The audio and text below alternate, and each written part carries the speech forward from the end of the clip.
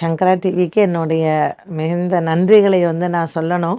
ஏன்னா எந்த இடத்துக்கு நான் போனாலும் நேற்று கூட பாட்சாதி கோயில் போயிருந்தேன். உடனே வந்தவங்க நிறைய பேர் காத்தால உங்களை நான் பார்க்குறேன் அப்படின்வாங்க.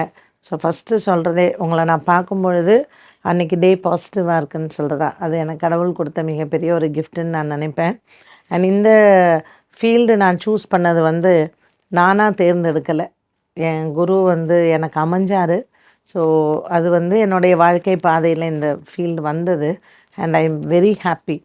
இது வந்து நான் என்னென்னா இன்றைக்கி இருக்கக்கூடிய பெண்கள், இன்றைக்கி நீங்கள் யூடியூப் எடுத்திங்கன்னா nth நம்பர் ஆஃப் விமென் நம்ம வந்து பார்க்குறோம்.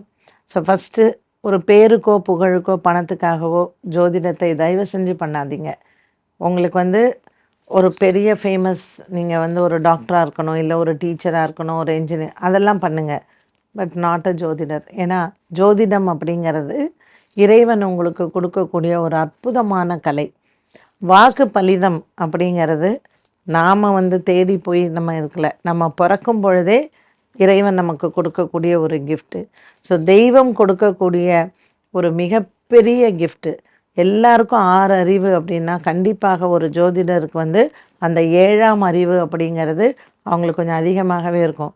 உங்களுடைய இன்ட்யூட்டிவ் பவர்ஸாக இருக்கலாம். ஜோதிடத்தை தவறான விஷயத்திற்கு தயவு செஞ்சு பயன்படுத்தாதீங்க.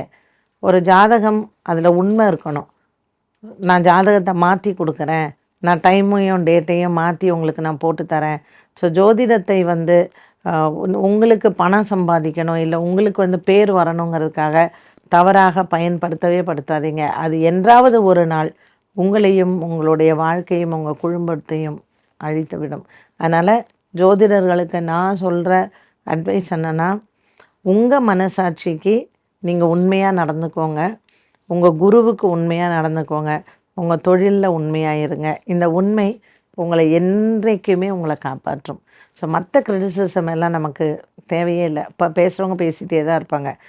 நமக்கு உண்மையாக இருந்தாலே போதும். That will give you the success and reach.